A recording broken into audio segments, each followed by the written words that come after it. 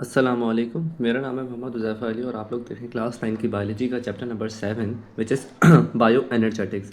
बच्चे इससे पहले ना हमने चैप्टर नंबर 6 तक बात कर ली थी मैकेनिज्म ऑफ एंजाइम एक्शन तक, और अब चैप्टर नंबर 7 हम स्टार्ट कर रहे हैं विच इज़ बायो एनर्जेटिक्स। अच्छा जी, आप लोगों को मैंने बताया था बहुत पहले कि बायो एनर्जे आपको किसी भी चीज़ को समझने से पहले हमेशा उसके वर्ड पे गौर किया करें। वर्ड आपको समझ आ जाएगा, आपको आधी कहानी समझ आ जाएगी। तो वर्ड बायो एनर्जेटिक्स देखो दो वर्ड से निकला है। एक हमारे पास बायो है, मीन लिविंग ऑर्गेनिज्म, और एक है हमारे पास एनर्जेटिक्स, मतलब inter conversion of energy. Inter conversion of energy. Inter conversion of energy का क्या मतलब है? एनर्जी का एक फॉर्म से दूसरी फॉर्म में जाना। एनर्जी का एक फॉर्म से दूसरी फॉर्म में जाना।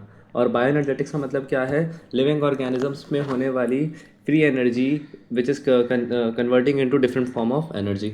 सही है।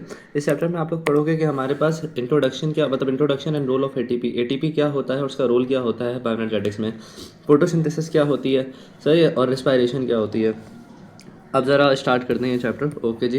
इस चैप्टर में बेसिकली ना थोड़ी बहुत जनरल इन्फो दी हुई है स्टार्टिंग के चैप्टर में, मतलब स्टार्टिंग के पेज में, जिसमें हमें ये बताया जा रहा है कि जैसे हर मशीन को काम करने के लिए एनर्जी की रिक्वायरमेंट है, इसी तरीके से हमारी बॉडी है, पढ़ लेते हैं ज़रा। Every machine requires energy for performing its function like automobile which require fuel to produce energy. बस यहाँ पे ये बात की जा रही है कि जैसे हर मशीन को हमारे पास क्या कहते हैं, एनर्जी की ज़रूरत है उसका काम करने के लिए। जैसे गाड़ी को पेट्रोल की ज़रूरत है, सेलफोन्स को, मोबाइल को हमारे पास बैटरीज की ज़रूरत है ताकि वो उसके अंदर अपनी एनर्जी स्टोर करें और उसको यूटिलाइज़ करके अपना काम करें। ठीक वैसे ही जो हमारे पास लिविंग ऑर्गेनिज्म है, जो लिविंग ऑर्गेनिज्म है वो भी मशीन की तरह ही है, जिनको किनकी ज़रूरत होती है? न्यूट्रिएंट्स की, खाने की फॉर्म में, इन द फॉर्म ऑफ फूड। ये स्पेशल फूड मॉलिक्यूल्स क्या करते हैं? अपने अंदर एनर्जी को रखते हैं। ठीक है।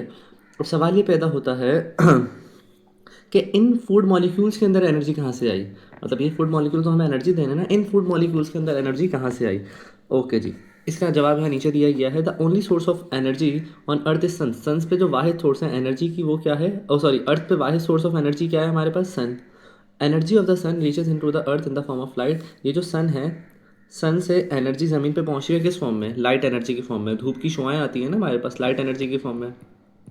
ये लाइट एनर्जी कन्वर्ट हो जाती है हमारे पास किस में? केमिकल एनर्जी में। किससे? By living organism. और कौन से लिविंग ऑर्गेनिज्म? जो हमारे पास फोटोसिंथेटिक होते हैं, जैसे प्लांट, अलगी, कुछ बैक्टीरियाज। या फिर ये लिविंग केमिकल एनर्जी में कन्वर्ट होती है, या तो फिर ये हीट एनर्जी में कन्वर्ट होती है, जो नॉन लिविंग थिंग्स अपने अंदर स्टोर करते हैं। ओके जी, दोबारा देखते हैं। ये था मेरे पास सन, इससे मेरे पास लाइट एनर्जी की फॉर्म में एनर्जी ज़मीन पे आई। सही है। वो लाइट एनर्जी कन्वर्ट कर दी हमारे पास फोटोसिंथेटिक ऑर्गेनिजम्स में, किसमें? केमिकल एनर्जी में। और उस केमिकल एनर्जी से उन्होंने क्या बना लिया अपने लिए? फूड। ठीक है। और वही लाइट एनर्जी नॉन लिविंग के पास नहीं गई, तो उसने क्या प्रमोट कर दिया? Heat energy. और हीट एनर्जी से हमारे पास वो वाटर में गई, और वाटर से सिंपल हमने डैम्स में भेजी। और डैम्स में मतलब बेसिकली क्या होता है? वाटर की जो इवेपोरेशन होती है, भाप बनती है, उससे डैम्स के टरबाइन को घुमाया जाता है, जिससे मैकेनिकल एनर्जी फाइनली हमारे पास किस में कन्वर्ट हो जाती है? इलेक्ट्रिकल एनर्जी में। ये आप लोग पढ़ोगे फिजिक्स में, डिफरेंट फॉर्म्स ऑफ एनर्जी को। ओके।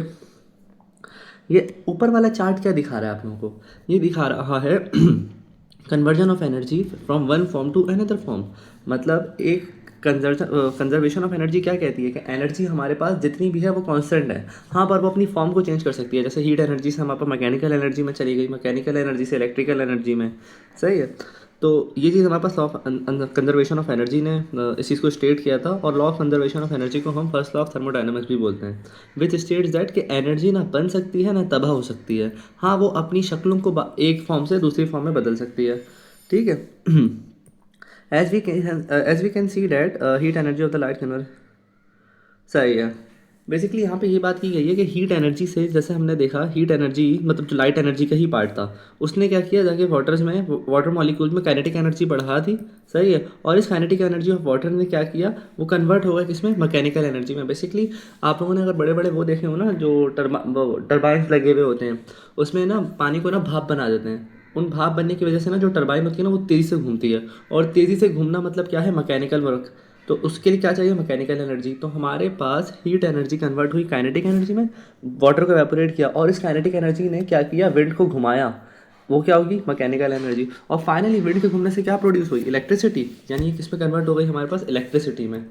ठीक है। Converts light energy. अब ये मैकेनिकल एनर्जी हमारे घरों में आके हमें बल्ब की सूरत में, एलईडी लाइट्स की सूरत में वो दे रही होती है इलेक्ट्रिकल एनर्जी। या फिर पंखा हमने चला लिया तो वापस मैकेनिकल एनर्जी, ये आप लोग फिजिक्स में पढ़ोगे, यहाँ पे बस एक जर्नल सा इन्फो था। ऑन दी अदर हैंड, ये तो चलो नॉन लिविंग पे था। ऑन दी अदर हैंड, जब यही लाइट एनर्जी हमारे पास ग्रीन पार्ट्स ऑफ प्लांट पे गिरती है, यानी लीव्स पे गिरती है, तो हमारे पास क्या होता है, ये लाइट एनर्जी कन्वर्ट हो जाती है किसमें, केमिकल एनर्जी में। और ये केमिकल एनर्जी फिर प्लांट यूज़ करता है एज फूड एनर्जी।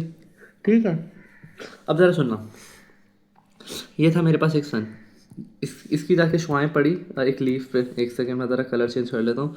ये है मेरे पास एक अदद प्यारा सा सन, इसकी शुआएँ गई और यहाँ पे कोई लीफ था, उस लीफ पे जाके गिरी, उस लीफ ने अपना खाना बनाया, सही है, और खाना बना के प्लांट को दे दिया, तो प्लांट को एनर्जी मिल गई।